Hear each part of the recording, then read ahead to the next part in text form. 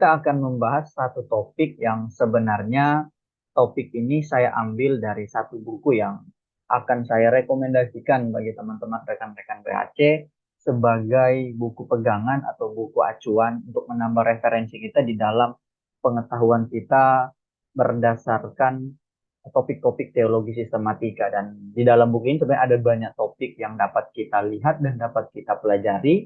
Salah satunya topik berkaitan dengan hal-hal yang terjadi di akhir zaman atau eskatologi. Nah, ini karangan dari Paul Enns. Nah, kenapa penting kita melihat satu topik dari sudut pandang yang berbeda yang mungkin selama ini kita sebagai orang Kristen atau orang percaya dari denominasi gereja tertentu terbiasa mempelajari teologi sistematika dari gereja di mana tempat kita berjemaat atau di mana tempat kita melayani.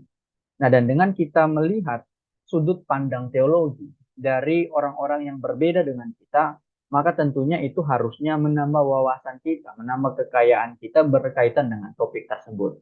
Dan tentang eskatologi, di dalam pembukaannya, ya Paul Enns itu memberikan satu kata-kata pembuka yang sangat menarik yang harusnya dapat merefleksi kita sebagai orang-orang percaya yang hidup di zaman sekarang. Apalagi bagi kita para pengajar Kristen, bagi kita para pemimpin-pemimpin umat berkaitan dengan studi eskatologi. Paulus mengatakan seperti ini. Studi yang relatif baru tentang hal-hal yang terakhir telah seringkali memecah belah orang percaya selama bertahun-tahun. Sistem-sistem penafsiran yang berbeda seperti premil, kemudian postmilianisme dan amilenialisme telah mempengaruhi bidang-bidang teologi lainnya selain eskatologi. Akan tetapi, ada banyak kesamaan di antara orang percaya dalam mempelajari eskatologi. Orang-orang Kristen telah sepakat mengenai penjelasan tentang kematian, kehadiran langsung orang percaya dengan Tuhan, pengharapan akan kedatangan Kristus kembali, kebangkitan, penghakiman, dan keadaan kekal. Dari kata pembuka dalam buku berkaitan dengan eskatologi ini, Paul Enns memberikan satu pengertian bagi kita bahwa sebenarnya dan memang ini sesuai dengan fakta sejarah. Studi eskatologi ini sebenarnya relatif baru di dalam gereja. Kenapa disebut studi? Artinya hal-hal yang berkaitan akhir zaman ini dipelajari, diteliti secara saksama, didalami secara teliti oleh gereja. Sebenarnya ini baru waktu-waktu terakhir ini. Kenapa? Karena sejak gereja mula-mula muncul, setidaknya 6 abad pertama, isu yang diselesaikan oleh gereja itu tidak berkaitan dengan eskatologi. Karena seperti kita tahu, isu utama itu berkaitan dengan kristologi, kemudian berkaitan dengan teologi proper, kemudian dengan apa? Bibliologi, tentang Alkitab adalah firman Allah. Nah, itu isu yang terjadi atau yang dihadapi oleh gereja mula-mula setidaknya 6 abad pertama, sehingga gereja perlu mengadakan konsili-konsili untuk merumuskan ajaran yang benar tentang isu-isu teologi tersebut. Dan berbicara eskatologi belum ada masalah. Kenapa belum ada masalah? Karena belum adanya pengajar sesat tentang eskatologi pada waktu itu. Dan yang perlu kita ketahui berkaitan dengan studi eskatologi, di dalam pemikiran orang Yahudi pun bahkan selama 400 tahun sunyi, orang Yahudi itu penafsiran teologinya itu tidak konsisten. Kenapa? Karena mereka menafsirkan teologi berdasarkan dengan peristiwa yang terjadi di hadapan atau di depan mata mereka. Sehingga penafsiran mereka seperti di dalam kitab Daniel itu berubah-ubah seiring berjalannya waktu.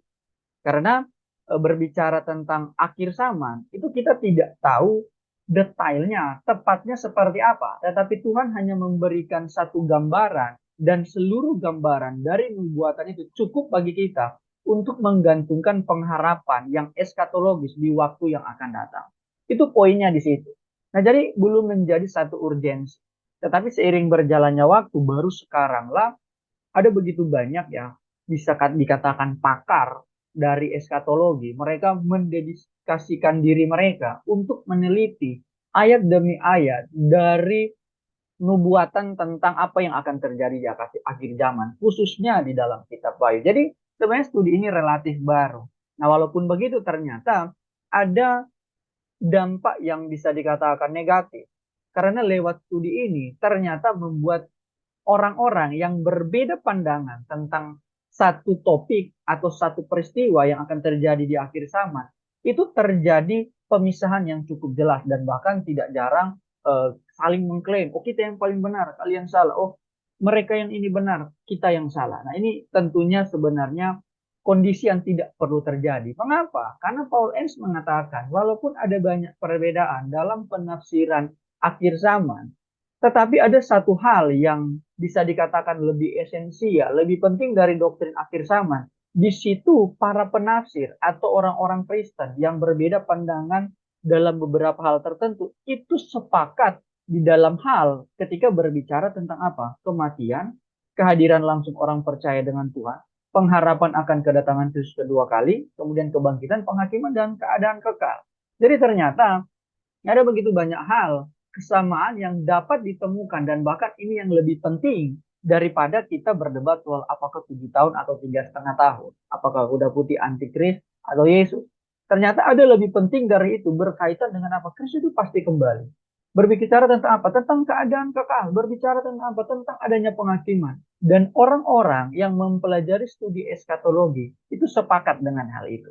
Nah, itu yang perlu kita taruh di dalam diri kita. Makanya lewat buku ini sebenarnya, ketika kita mempelajari eskatologi, harusnya yang timbul di dalam diri kita bukan satu sikap atau satu perasaan yang merasa lebih benar dari orang lain, tetapi memberikan satu sikap. Perbedaan yang kita temukan dalam studi ini hanya menyiratkan bahwa penafsiran berkaitan dengan akhir zaman tidak ada satupun yang dapat mencapai satu titik yang sempurna untuk mengungkapkan segala sesuatu yang Tuhan membuatkan di dalam Alkitab. Itu seharusnya sikap yang muncul di dalam diri kita. Kemudian selanjutnya, ya di dalam buku tersebut, Paul Enns yang memulai dari serangkaian banyak topik yang dapat dibahas berkaitan dengan akhir zaman. Paul Enns memulai satu topik yang bagi saya ini jarang sekali dilihat atau jarang sekali dibahas dalam buku-buku yang bertemakan eskatologi. Ketika Paul Enns menempatkan topik kematian itu pada topik yang pertama untuk dia bahas. Kenapa? Kalau kita mau lihat tentang studi-studi akhir zaman, ya biasanya eh, para penulis atau para peneliti teks-teks akhir zaman ini, mereka biasanya memulai dengan apa? 7 jemaat di kitab Wahyu. Kemudian mereka mulai dengan 7 meterai. Nah, secara kronologi lah. Biasanya dibahas seperti itu. Ataupun dibahas topik-topik yang menurut mereka sulit atau bombastis. Atau wah ini topik ini sangat keren kalau bisa dikaji dengan baik. Nah, tetapi Paul Enns saya katakan dia memulai dengan satu topik yang sangat penting yaitu berbicara tentang kematian. Kenapa saya mengatakan topik ini sangat penting? Karena inilah persoalan yang dihadapi oleh manusia ketika sejak manusia diciptakan, manusia ada di Taman Eden, mereka berjumpa dengan masalah yang tidak dapat mereka selesaikan, yang tidak dapat mereka tanggulangi, yaitu berbicara tentang kematian akibat pelanggaran dosa. Inilah persoalan yang tidak ada solusi di sepanjang sejarah. Ya, akibat apa? Manusia tidak hidup sesuai dengan firman Allah, menentang apa yang Allah perintahkan. Dan kematian ini perlu didefinisikan secara baik. Dan dalam buku tersebut dikatakan, kematian adalah sebuah kenyataan. Ya, ini penting sekali diulang-ulang, sebab jarang sekali gereja memberikan fokus kepada pengajaran tentang kematian. Apalagi gereja sekarang yang dibicarakan apa? Mujizat, ya bahkan seringkali orang sudah sakit parah ditawarkan mujizat. Padahal pada akhirnya kita semua akan mati. Ya kita lupa mengajarkan kematian karena topik ini tidak menarik. Padahal topik ini sangat penting. Nah, bagi setiap anggota umat manusia itu kita bisa baca dalam Ibrani 9 ayat 27. Ketika kita berbicara tentang kematian, yang dimaksudkan adalah kematian fisik atau tubuh, bukan jiwa. Ya, ini satu kenyataan. Artinya bahwa walaupun kita mengalami kematian secara fisik, bukan berarti segala sesuatu itu sudah selesai atau berhenti di situ. Artinya ada urusan yang akan kita hadapi, yang masih harus dijalani sesudah kematian secara fisik. Nah, tubuh mungkin mati, tetapi jiwa, prinsip hidup manusia akan tetap hidup ya, bisa dibaca dalam Matius 10:28, Lukas 12:4-5. Ada beberapa contoh di mana Alkitab menggunakan kata Yunani psuhe atau jiwa, kehidupan untuk menggambarkan kematian. Yohanes 12 ayat 25, 13, 37 sampai 38. Tetapi bahkan ayat-ayat ini pun menunjukkan kematian tubuh bukan kematian sifat imaterial manusia. Jadi bukan kematian secara materi, tetapi yang imaterial itu masih akan terus berlanjut.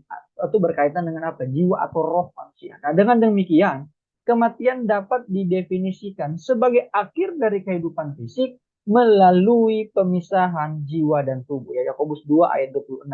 Dan lebih jauh lagi, berbicara tentang kematian ini, ada hal yang harus kita perhatikan bahwa ketika seseorang mengalami kematian, inilah sesuatu hal yang agak berbeda ketika berbicara kematian, terus kita melihatnya di dalam Alkitab. Seharusnya ketika kita berbicara kematian adalah kerugian, karena di mana ketika seseorang mengalami kematian, dia akan kehilangan segala sesuatu yang sudah dia usahakan, dia bangun selama ada di dalam dunia. Tetapi Alkitab menunjukkan satu hal yang sangat kontras, yang sangat berbeda dengan topik kematian ini. Alkitab dengan tegas mengatakan di dalam Filipi 1, kita bisa baca jelas sekali. Paulus menegaskan bahwa bagiku hidup adalah Kristus dan mati adalah keuntungan. Ya, Alkitab menawarkan bahkan memberikan satu penegasan yang sangat kontras bahwa kematian di dalam iman Kristen itu malahan bukan kerugian, melainkan keuntungan. Nah, kalau kematian itu diajar dengan baik kepada jemaat, tentunya jemaat tidak akan melihat kematian merupakan sesuatu hal akhir dari perjalanan kehidupannya, ya. Karena Alkitab dengan jelas mengatakan bahwa ternyata ada keuntungan di balik kematian. Kemudian selanjutnya dikatakan Yesus itu meniadakan kuasa iblis atas kematian. Nah, meniadakan kuasa iblis atas kematian ini bukan berbicara bahwa iblis itu berkuasa dalam pengertian dia bisa melakukan seenaknya, dia bisa mengatur segala sesuatu yang berkaitan dengan kematian. Tentunya bukan berarti seperti itu. Tetapi berbicara tentang kuasa iblis atas kematian, itu harus ditarik dalam proses sejarah kejatuhan manusia di Taman Eden. Ketika manusia jatuh di dalam dosa, seakan-akan manusia itu tidak punya lagi harapan untuk kembali hidup membangun hubungan bersama dengan Allah. Ya, karena kejatuhan manusia di dalam dosa. Dan memang jelas sekali setelah peristiwa Eden, manusia itu dikatakan semakin jahat dari waktu ke waktu. Sehingga bahkan ada hal-hal yang Allah harus lakukan untuk menghentikan kejahatan itu. Dan Yesus meniadakan kuasa iblis ini dalam pengertian kuasa iblis atas kematian. Ketika Yesus menanggung setiap dosa manusia di kayu salib, kemudian Yesus mati dan dia bangkit pada hari yang ketiga. Disitulah harapan. Ya, manusia yang harusnya mati diberikan harapan untuk menikmati kehidupan ketika mereka memiliki iman di dalam pengorbanan Kristus di kayu salib. Nah, itu berbicara Yesus meniadakan kuasa iblis atas kematian. Dan bahkan kemudian Yesus dikatakan menaklukkan maut. Nah, ini lebih lagi, lebih jauh lagi. Maut yang seharusnya ketika seluruh umat manusia ya akibat dosa, ketika kita mati, seharusnya maut itu menjadi cengkraman bagi umat manusia. Dan manusia itu tidak dapat bisa kembali kepada Allah atau tidak dapat membangun hubungan dengan Allah karena mengalami kematian secara fisik. Tetapi lewat kematian Kristus dan kebangkitan Kristus, maut tidak memiliki kuasa lagi untuk menahan setiap orang-orang yang mati dalam iman kepada Yesus. Itu penegasan tentang Yesus menaklukkan maut. Kemudian selanjutnya berbicara apa? Ketika kita berbicara kematian di dalam Alkitab itu mengisyaratkan atau memberikan satu penggambaran bahwa kehidupan yang kita jalani di dalam dunia itu seperti tenda ya. Kita bisa lihat di dalam 2 Korintus. Ya, Paulus mengatakan bahwa tempat kediaman kita dunia itu dibongkar. Nah, itulah kehidupan kita. Artinya, teman-teman atau rekan-rekan BHC, kita siap atau tidak, mau atau tidak, satu kali kelak kehidupan kita ini yang kita sementara jalani ini itu merosot dari waktu ke waktu. Ya, artinya seperti tenda itu dibongkar ya. Tenda itu kan kalau dibongkar tidak langsung dirusakkan. Tetapi kalau orang bangun tenda, ya dia mulai membongkar bagian-bagian pertama dulu sampai pada bagian yang terakhir. Dan begitulah kehidupan kita. Kita mau berusaha seperti apapun, satu kenyataan bahwa satu kali kelak kita akan mengalami kematian. Jadi kita mulai merosot ya. Mungkin dahulu kita waktu muda sangat kuat dan sebagainya. Tetapi seiring berjalannya waktu, usia kita bertambah, kita tidak bisa pungkiri keadaan fisik kita itu mulai menurun. Dan bahkan sudah ada penelitian orang umur 30 tahun, masa otot atau kekuatan ototnya itu mengurang ya. Makanya perlu untuk dilatih. Itu digambarkan seperti itu. Dan bahkan masih di dalam Filipi. Itu kematian atau kehidupan kita itu digambarkan seperti jangkar yang terangkat. Paulus bilang dia lebih rindu untuk pergi bersama-sama dengan Kristus. Tetapi kalau dia masih ada, dia harus bekerja dan menghasilkan buah. Itu pengertiannya bahwa sebenarnya manusia itu ingin tinggal atau hidup lebih lama di dalam dunia ini. Tetapi dengan adanya kondisi kematian, maka manusia itu harus menyadari kenyataan bahwa satu kali kelak keinginan kita, bahkan kerinduan kita untuk selamanya ada di dalam dunia ini, kita bahkan seakan-akan dipaksa untuk kembali menghadap pencipta. Karena itu di luar kekuatan kita. Ya, seakan-akan kita dipaksa. Karena jangkar kita itu terangkat. Pelabuhan kita, kerinduan kita untuk kita tinggal di dalam dunia itu tidak akan bisa menahan yang namanya kuasa kematian. Ketika kita sudah waktu dipanggil untuk kembali kepada Tuhan. Kemudian berbicara kematian, ternyata Kristus itu menyambut kita. Setiap orang yang percaya kepada Tuhan, ketika kita mengalami kematian, bahwa di balik kematian itu kita tahu bahwa Yesus adalah Raja di atas segala raja. Dia adalah Tuhan di atas segala Tuhan. Dia adalah penguasa langit dan bumi. Itu akan menyambut kita. Betapa indahnya dan betapa menggembirakannya kondisi itu. Dan bahkan sebenarnya dalam perenungan ini, ketika kita tahu kalau Kristus itu menyambut kita, bahwa kita sebagai orang percaya harusnya mempersiapkan atau hidup di dalam dunia ini lebih hati-hati lagi di dalam bertindak untuk menjalani kehidupan kita. Sebab apa? Walaupun Kristus menyambut kita, kita tahu walaupun dia Allah yang penuh kasih, dia juga Allah yang adil.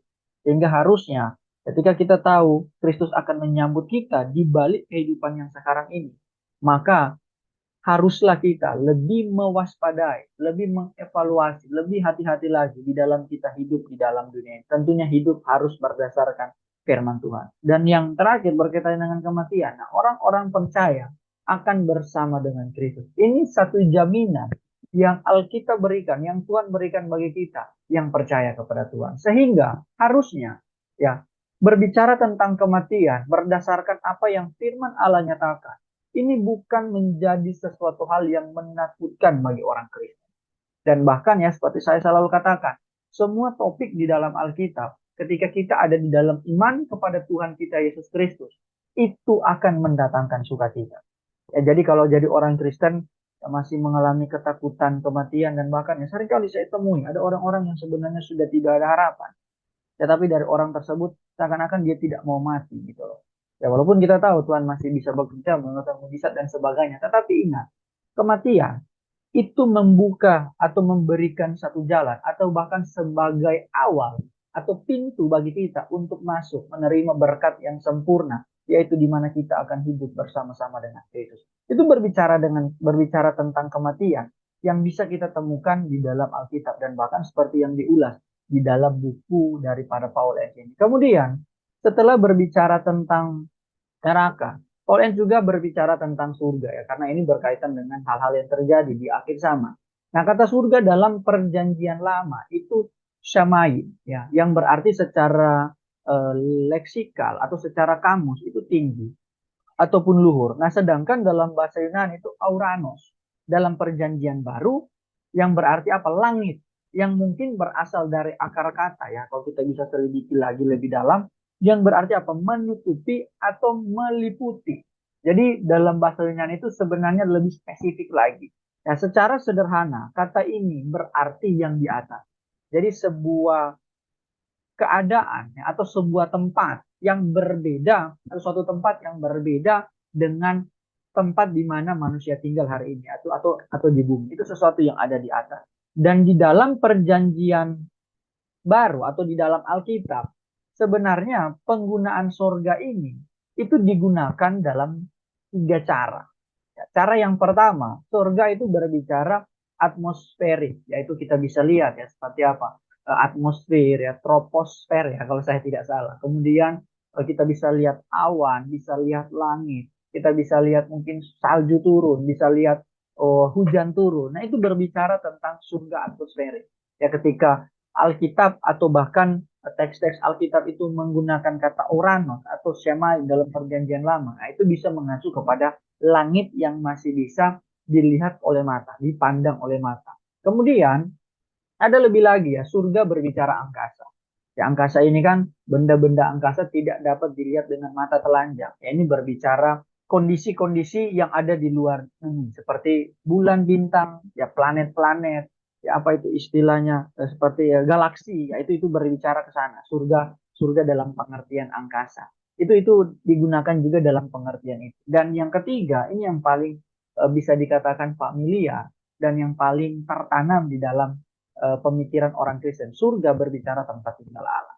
Nah, biasanya digunakan dalam tiga pemahaman ini. Dan ketika kita berbicara berkaitan dengan surga, ternyata tidak sampai di situ. Nah, ada juga istilah Firdaus ya berkaitan dengan surga. Walaupun ya berbicara Firdaus ini ada beberapa tafsiran. Ada yang mengatakan ini sama dengan surga tempat kediaman Allah, tetapi juga ada yang mengatakan ini surga antara ya, intermediate heaven atau di mana orang-orang percaya ketika mati tidak langsung masuk surga yang sesungguhnya tetapi ke Firdaus dulu walaupun secara kualitas dan kondisi keadaan itu sama yaitu itu surga yang berkaitan dengan penggunaan istilah surga itu Firdaus kemudian berbicara tentang Yerusalem baru dan ini studi ini sangat menarik dan mungkin rekan-rekan BHC jarang mendengarnya ya karena ketika kita berbicara Yerusalem baru dalam kaitannya dengan surga khususnya di dalam Wahyu 21 sampai 22. Ternyata orang percaya itu pergi itu bukan ke surga tempat kediaman Allah. Ya, setiap orang percaya yang hidup sampai akhir hidupnya itu tetap berpegang dalam iman kepada Yesus. Itu ternyata tidak ke surga tempat kediaman Allah seperti ya kalau kita khotbah. Nanti ya beriman yakin masuk surga. Ternyata tidak. Yerusalem baru. Ya, dan bahkan juga ada penafsiran bahwa ya Yerusalem baru itu surga. Itu tinggal bagaimana kita menafsirkannya dengan tepat. Nah, itu kita bisa pelajari dalam Wahyu 21 sampai Wahyu yang ke-22. Itulah setidaknya penggunaan istilah surga. Artinya, jadi ketika kita membaca Alkitab, ada begitu banyak kata-kata yang digunakan. Itu perlu diperhatikan dengan baik di dalam kita memahaminya. Agar supaya kita dapat memberikan satu penafsiran atau pemahaman yang tepat dari ayat tersebut.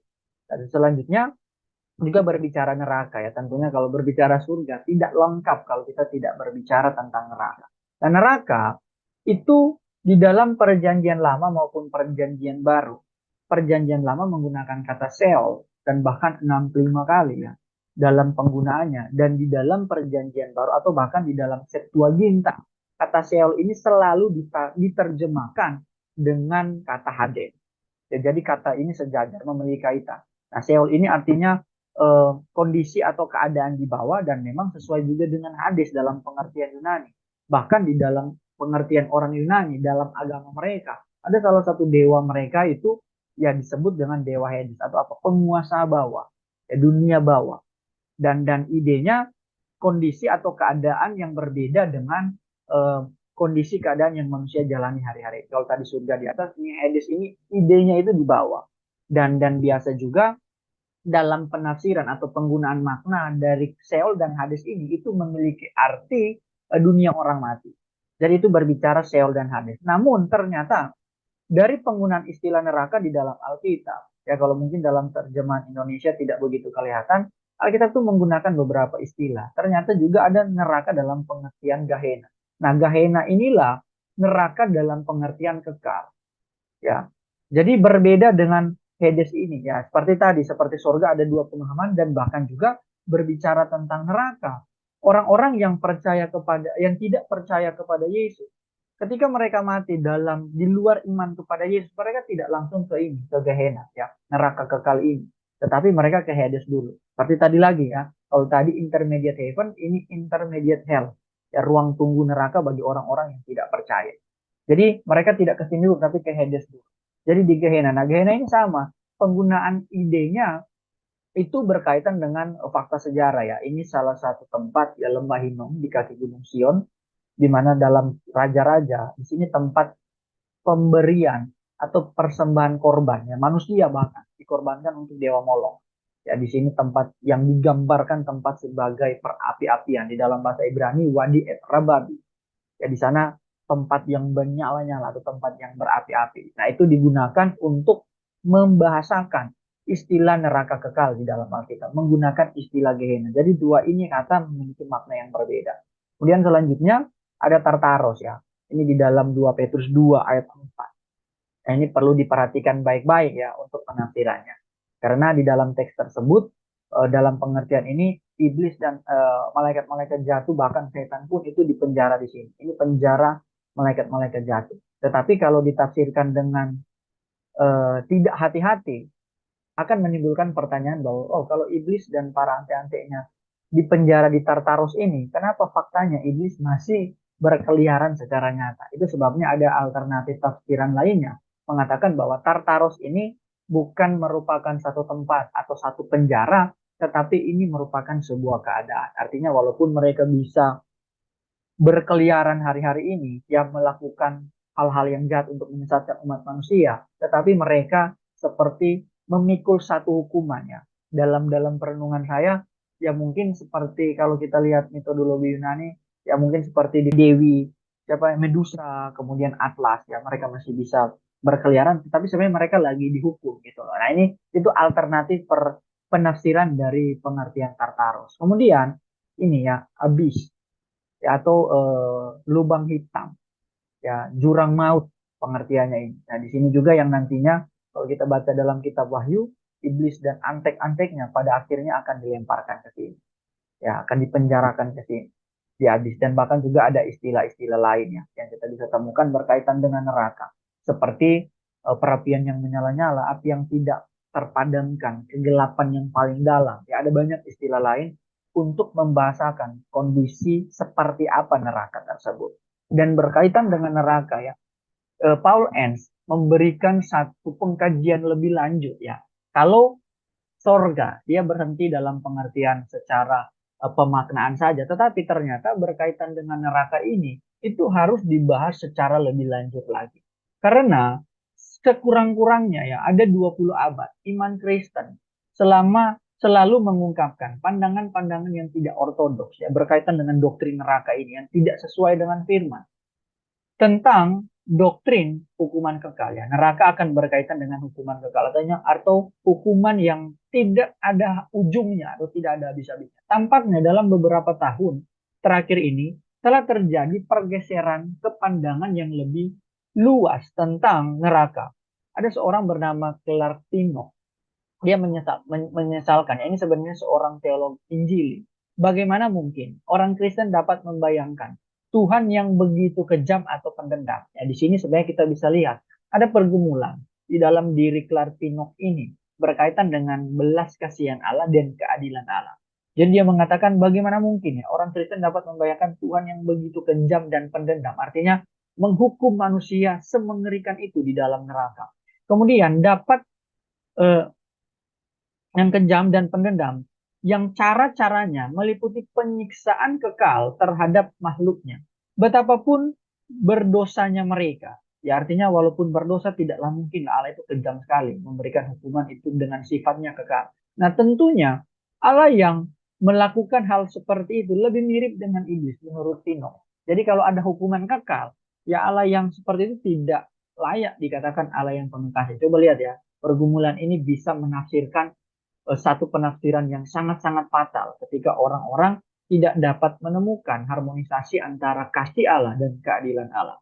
Dan bahkan daripada Allah, setidaknya menurut standar moral yang biasa atau menurut Injil itu sendiri.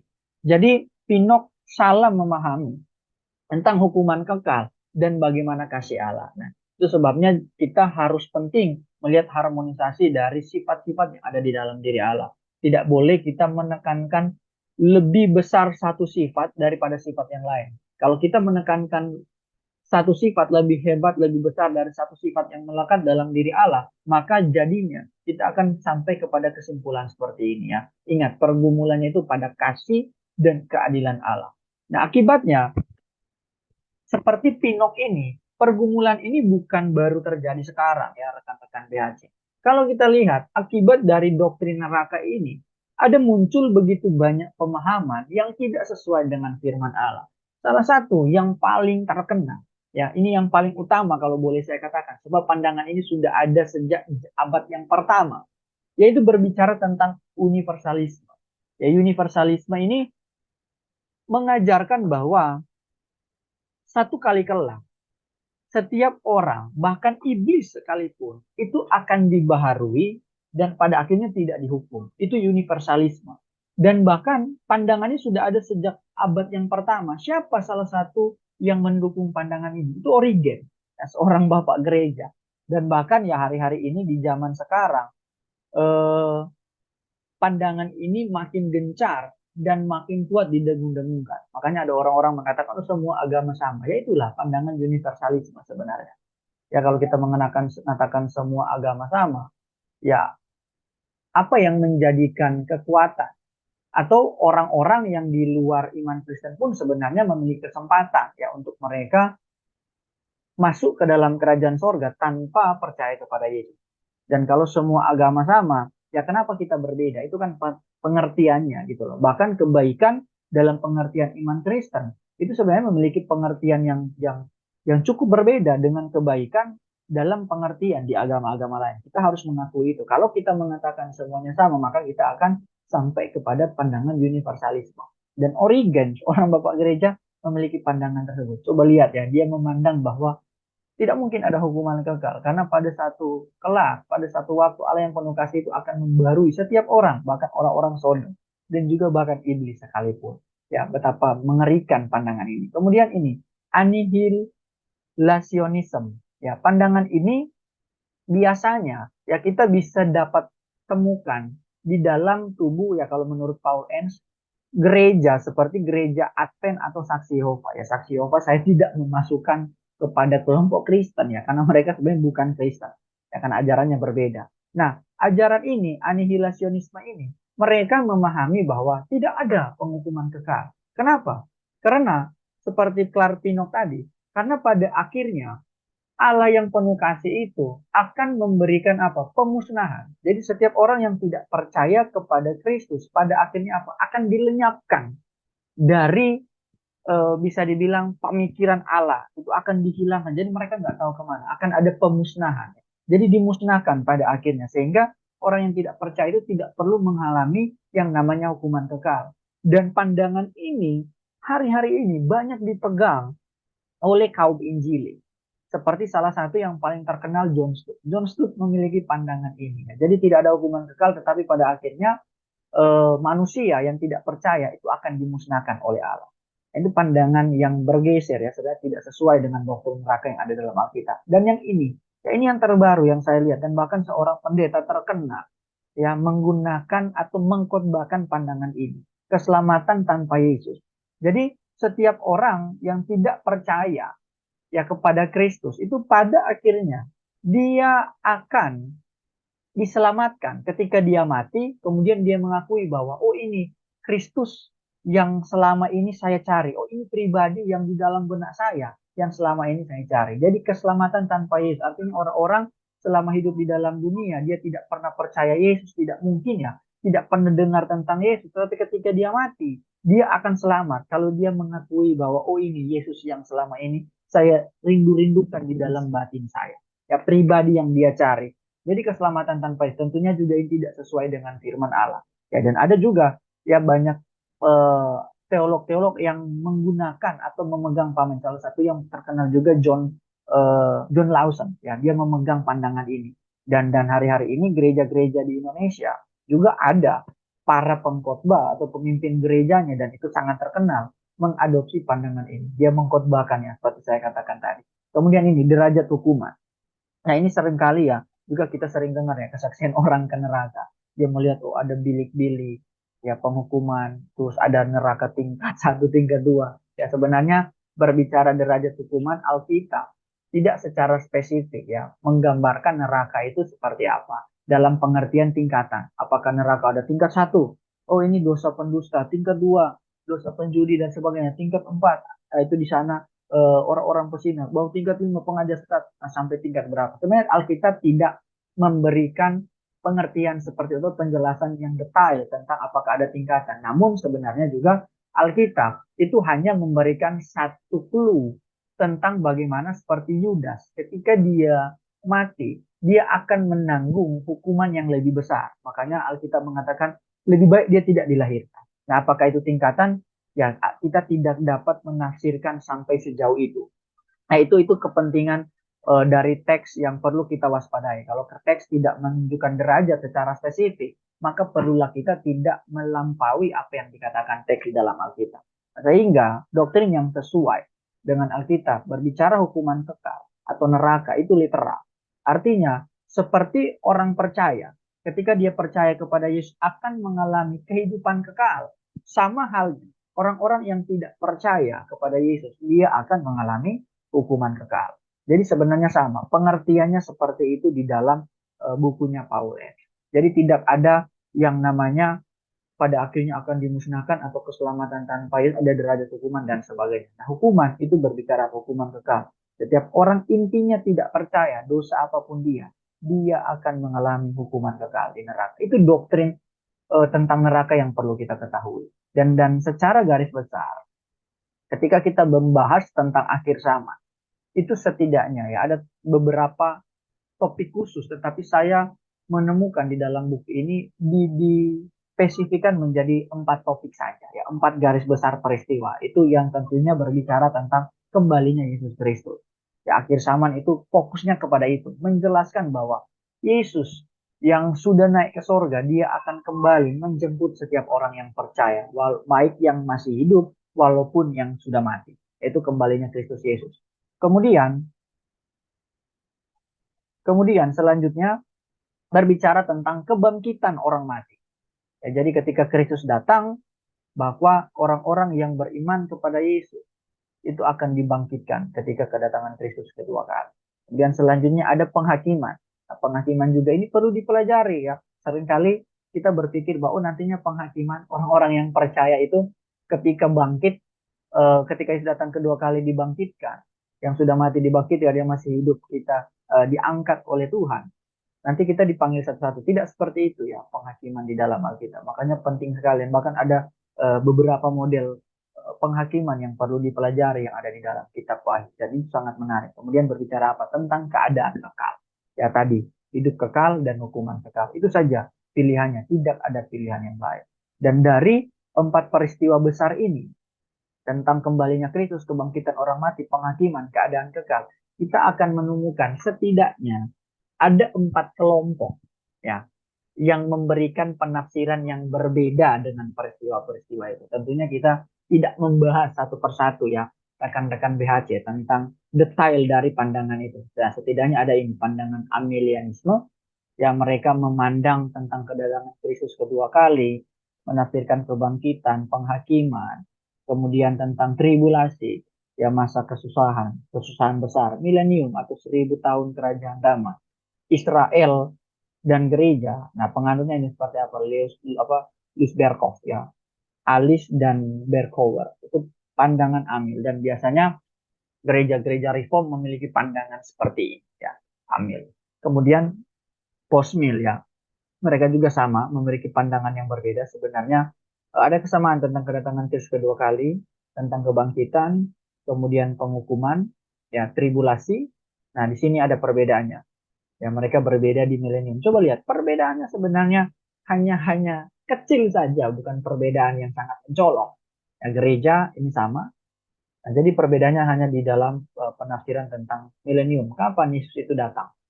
Ya, apakah kalau ini amil, ya tidak ada milenium dalam pengertian literal. Kemudian postmil ini Yesus datang ya pada pertengahan ya dari berjalannya 1000 tahun. Kemudian ada ini ya historic premil.